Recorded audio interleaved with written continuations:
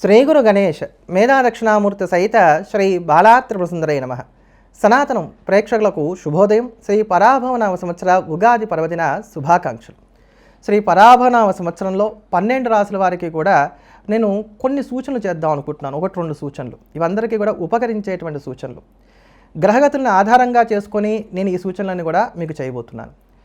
ఇటీవల కాలంలో వెండి కావచ్చు, బంగారం కావచ్చు, అధికంగా ధరలు పెరుగుతున్నటువంటి కారణం చేత చాలామంది కూడా మమ్మల్ని అడుగుతున్నటువంటిది ఏంటంటే, ఈ సంవత్సరం వెండి బంగారం ధరలు ఎలా ఉంటాయి, వీటి మీద మేము ఇన్వెస్ట్ చేయొచ్చా? ఇది చాలామంది అడుగుతున్నటువంటి మాట.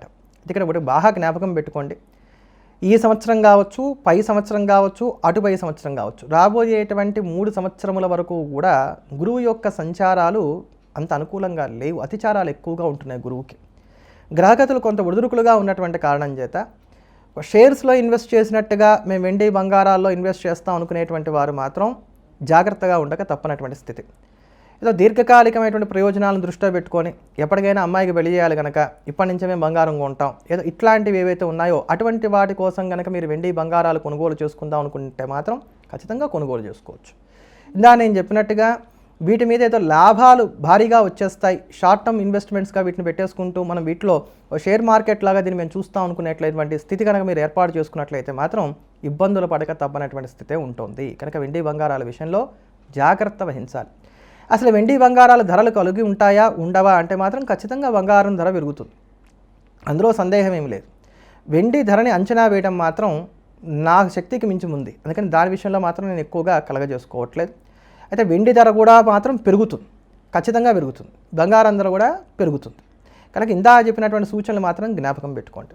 అలానే ఈ సంవత్సరం నుంచి 2030 వచ్చేంత వరకు కూడా ప్రపంచవ్యాప్తంగా విపరీతమైనటువంటి ఆర్థిక ఇబ్బందులు రావడానికి, కరువు కాటకాలు లాంటివి పెరగడానికి, నిరుద్యోగ సమస్యలు పెరగడానికి అవకాశాలు హెచ్చుగా ఉన్నాయి ఇంకా సంవత్సరానికి. అందుకని 12 రాసుల వారు కూడా మీకున్నటువంటి ఈఎంఐలు తీర్చడానికి కావచ్చు, లేకపోతే మీకున్నటువంటి బరువు బాధ్యతలు నిర్వహించుకోవడానికి కావచ్చు, ఎప్పటికీ కూడా ఇబ్బందులు పడకుండా ఉండేటువంటి విధంగా ఒక సంవత్సరానికి సరిపడా లిక్విడ్ క్యాష్ దగ్గర పెట్టుకుంటూ ఉండేటువంటి ప్రయత్నం చేయండి. ఇంటి అద్దెలు కావచ్చు, లేకపోతే ఈఎంఐలు కావచ్చు, పిల్లల చదువులు కావచ్చు, ఇట్లా ఏవో కొన్ని బాధ్యతలు ఉంటాయి. నాకు నెలకి ఇంత ఖర్చు అవుతుంది, మీకు ఒక లెక్క ఉంటుంది. ఆ నెలకు అవుతున్నటువంటి ఖర్చులు ఏవైతే ఉన్నాయో వాటిని ఒక సంవత్సరానికి సరిపడా ఎప్పటికీ కూడా మీ దగ్గర అట్టి పెట్టుకుంటూ ఉండేటువంటి ప్రయత్నం చేయండి. ఇది 2. 3వది, ఈ సంవత్సరం చూసుకున్నట్లయితే పరాభవనామ సంవత్సరంలో దేశారిష్ట యోగాలు బాగా ఎక్కువగా ఉన్నాయి.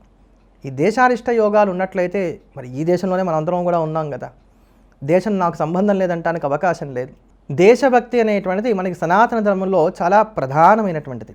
దేశము తర్వాతే దైవం.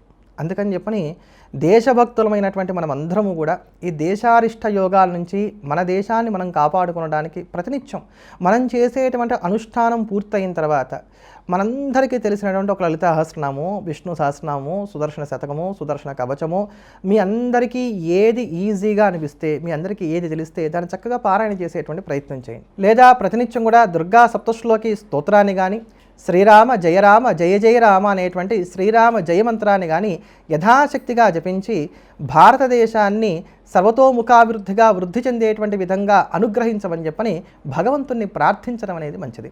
అలానే ఈ సంవత్సరం ఆధ్యాత్మిక ముసుగులో అనేకమైనటువంటి ఇబ్బందులు కలగడానికి అవకాశాలు ఏర్పడుతున్నాయి.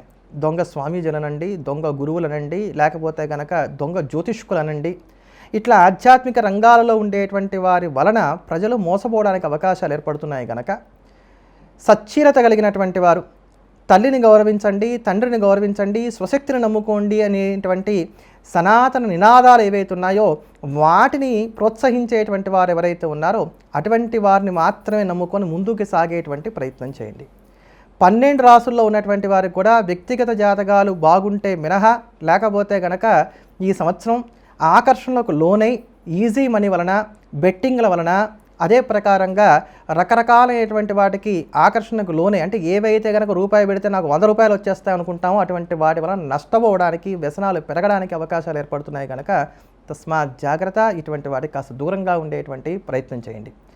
త్రిపుర సుందరి యొక్క పరిపూర్ణమైనటువంటి అనుగ్రహ కరుణ కటాక్ష వీక్షణముల చేత సర్వులు కూడా సర్వతో ముఖాభివృద్ధి చెందాలని చెప్పని మరోమారు ఆ ప్రదేవతను ప్రార్థన చేస్తున్నాను. ఎల్లప్పుడూ దేశాన్ని ప్రేమిద్దాం, దైవాన్ని స్మరిద్దాం. స్వస్తి.